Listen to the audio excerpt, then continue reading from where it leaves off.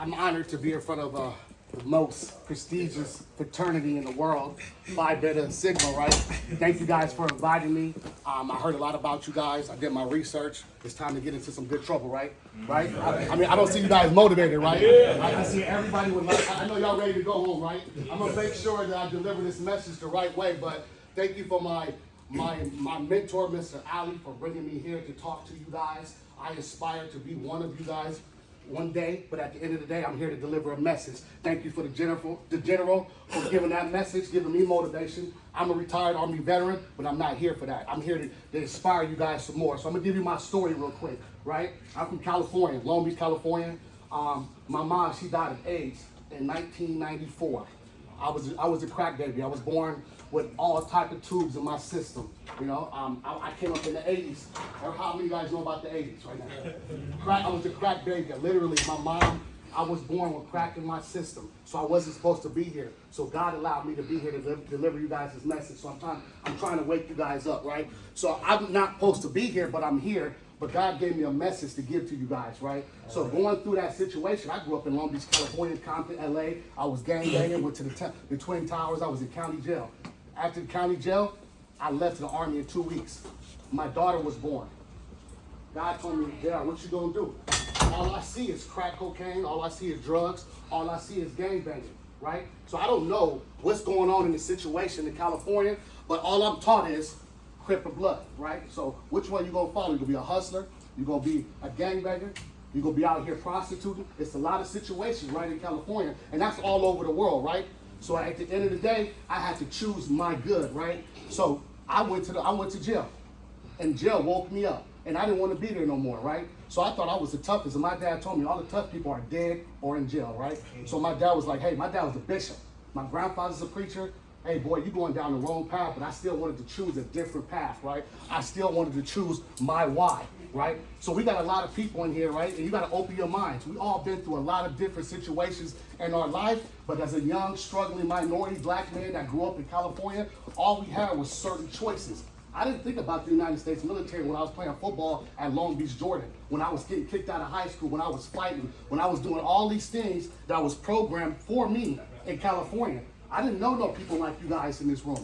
I didn't meet no alleys. I didn't meet the general. I didn't meet nobody. I didn't know. I knew my grandfather and I knew my father, but I didn't know no black man, no strong black man that was trying to push me to the right position like you guys, right? So me going through that situation, once I got into the military on January 23rd, 2002, after the towers had fell, I went straight to Iraq. I did 55 months in combat. I got a Bronze Star in combat. I got hit in the hand, hit in the back. I got PTSD. I suffer with a lot of disabled stuff, but I didn't let that detour me from my situation, right? So going through the military and living in Germany, alles klar, spoke Germany, sprechen Sie Deutsch? I was in Germany, I was in Schweinfurt, 2002 to 2005, Big Red 1. How many of us was stationed in Germany? I was in Germany right there. So I learned so much in Germany. I had so much fun.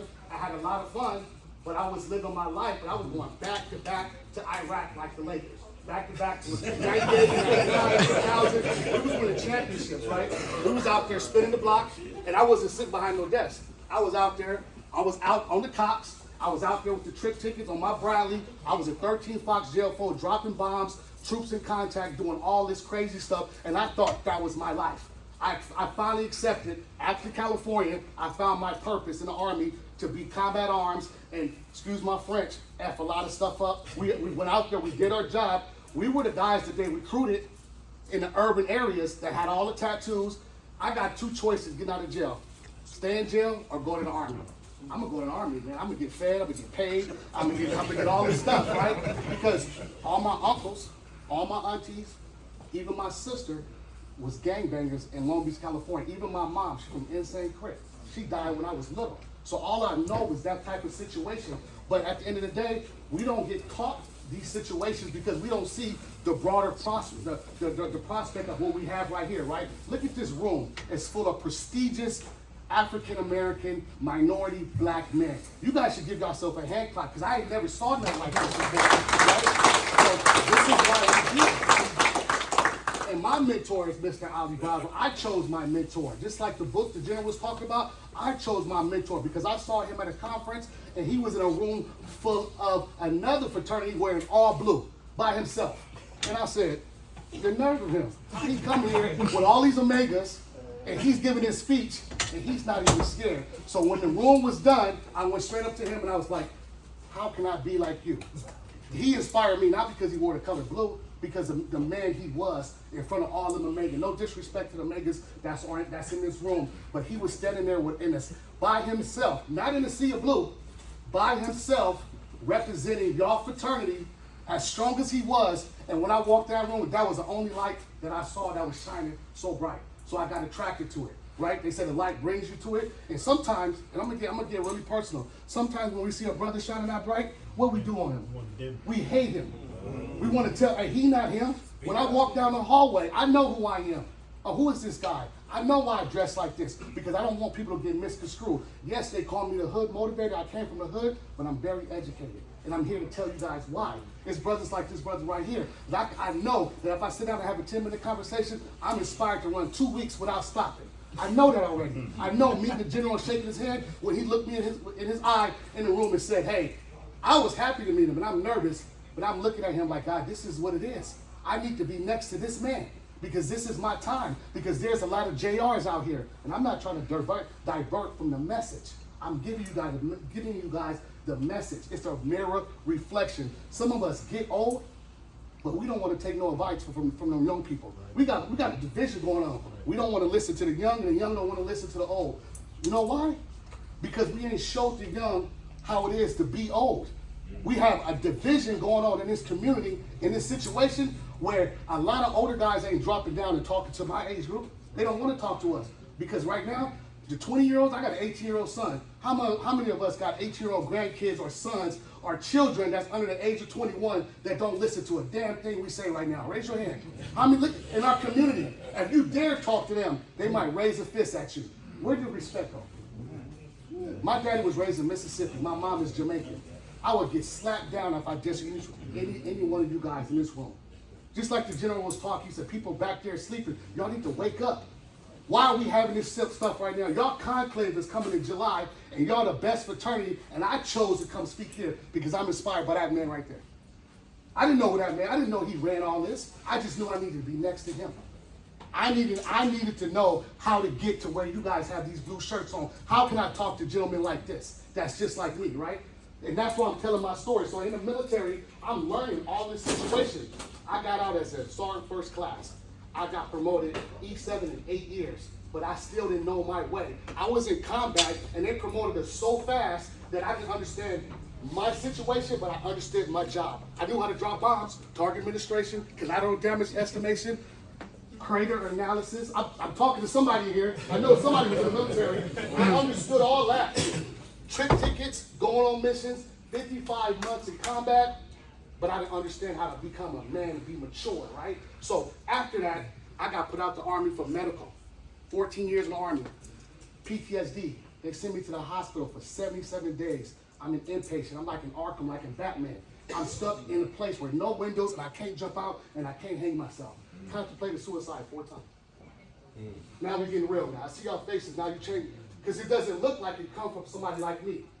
I contemplated suicide 4 times. I got out the military. The guys that I served with either passed away. I lost 27 guys in combat. 12 of them took their own life. We're not talking about that, though. We let that skip aside, right? We ready to talk about the elections, everything. What about the brothers that's losing, the 22 veterans that's losing their life every day over mental health? What about the people that's non-veterans that's dealing with mental health issues that we haven't saved? What about the people that we go into these colleges with you guys with these polo shirts that we can save, but we won't save them because they don't look like us? I ain't never been recruited by a fraternity before because I look like this until this man told me about who he was. And it took me to say, I want to go speak because I travel the world and I do this. But I never been recruited by a person to say, you know what? You look like that. You could belong to us, to that man right there. From Florida. I'm from California. There's 7 billion people on this earth. I don't fit in. So all my life I'm walking around this world and thinking I don't fit in. The Army wanted me, but the Army wanted me to fight wars. Right? The Army wanted me, and when I got into the Army, they gave me a totally different graphics of people that don't understand where you come from. When I got into basic training, they was calling me Snoop Dogg because I was from Long Beach. I had braids, so I cut my hair. Drill sergeants were on me tough. I almost got kicked out of basic training twice for fighting. I was thugging. I didn't want to be there, but I needed to eat because I was hungry, and I wanted to sleep. Day 0, we slap boxing in the barracks. We knocking people out. It's like 300 people. I'm not fitting in. I think it was the county jail. I'm not fitting in. I don't know what to do. And to this drill sergeant like him, Mr. Ali brought me to the side and said, hey, you want to stay here? You want to live? Or you want to go back to Long Beach, California and be a product of the environment? You know what the product of my environment is? Going to jail for 20 years or dying gang banging on the streets. These tattoos came with me in the Army. I didn't get this in the Army. Like a lot of people get in the Army, they get tattoos, they get pierced, they go loud. I had all this coming in. I had people wanting to beat me in the Army that didn't even know what they wanted to do. Why you want to gang bang in the Army and you never did that back in your city? Why you want to be, like right now, it's a lot of influencers influencing, but they're not influencing nobody. Right? That's what social media is, the likes and the followers. I got 187,000 followers. I don't care if I get one like.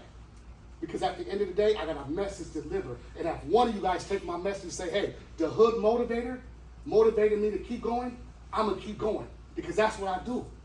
So me being in the military, learning all that, going and doing SLC and all these things, they put me out. 77 days of inpatient, dealing with mental health.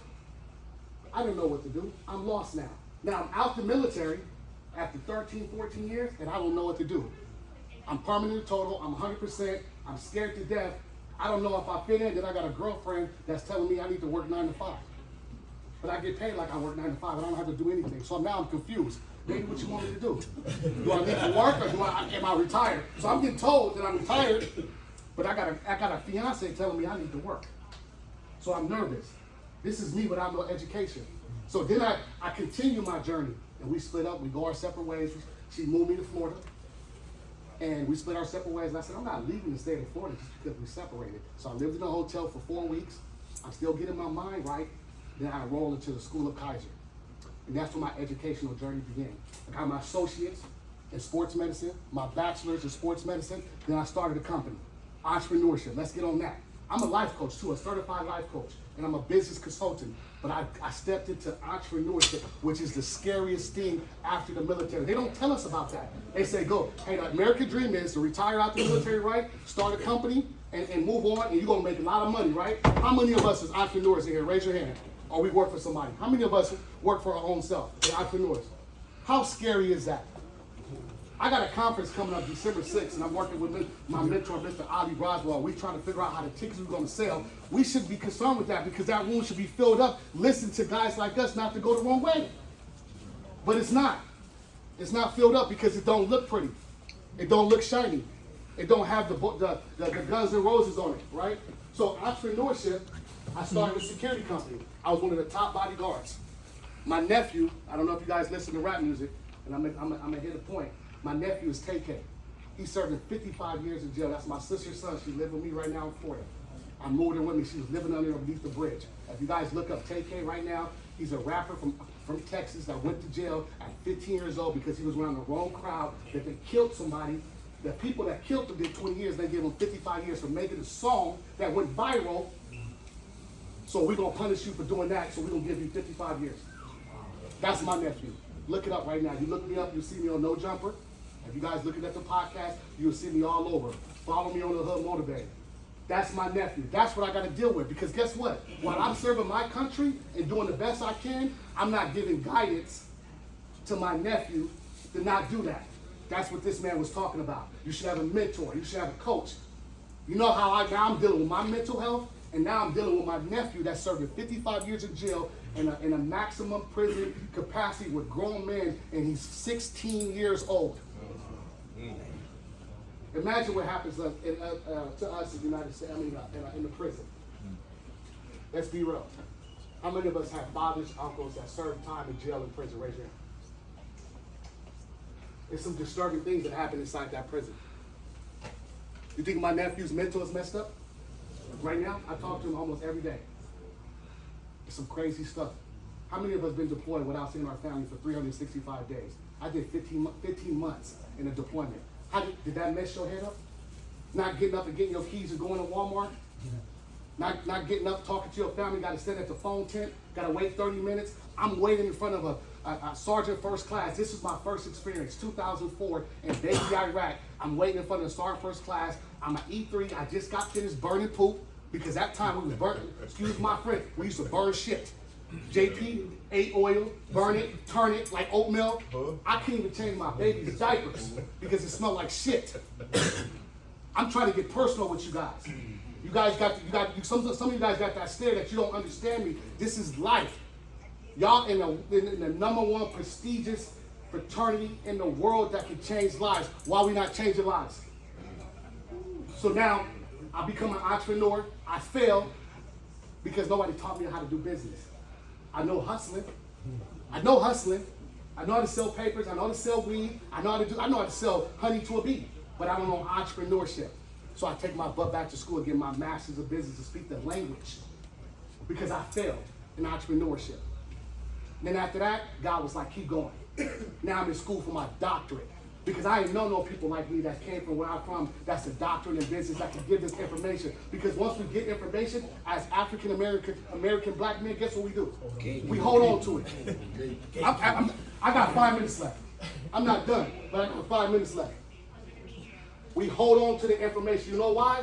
Because no disrespect. When we learn something new, we don't want to tell the next man because we think that man got a leg up. You know, when I got promoted in the military, my successors and my bosses was mad I passed them up. We was in the same SLC class. These two men right here, I aspire to be like because he gave me effort. He put me into 2 speaking gigs in 2 weeks. He didn't have to. He believed in me. I believe in you guys. That's why I'm here. I'll be Dr. McIntyre in 2026 with this Long Beach hat on.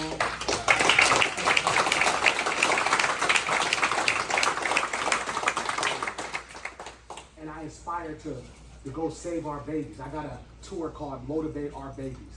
If we can't get the information in this room, in this demographics, we're going to tell our kids about it. And I travel the world talking to our kids because we've got to save them. We got to give them the information. We need more doctors. We need more generals like General Barnett. We need more Alleys. We need more Mr. Braswell. We need more Sigmas like you guys. Y'all conclave is in July. And I hope you bring it because I will be there. And by God's will and Ali's power, I'm trying to aspire to be like every one of you guys in the room.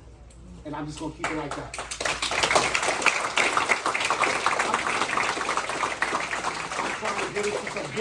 I'm trying to get into some good trouble.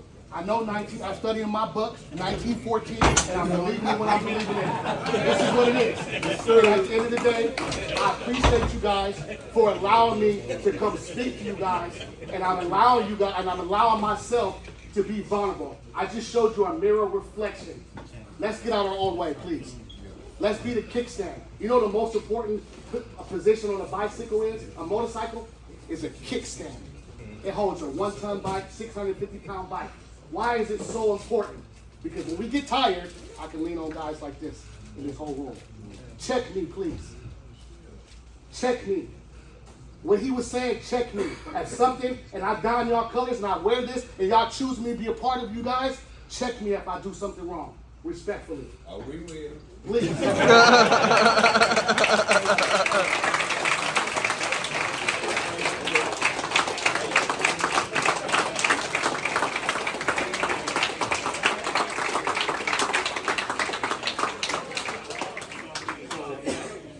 Brothers, before all y'all chapter presidents.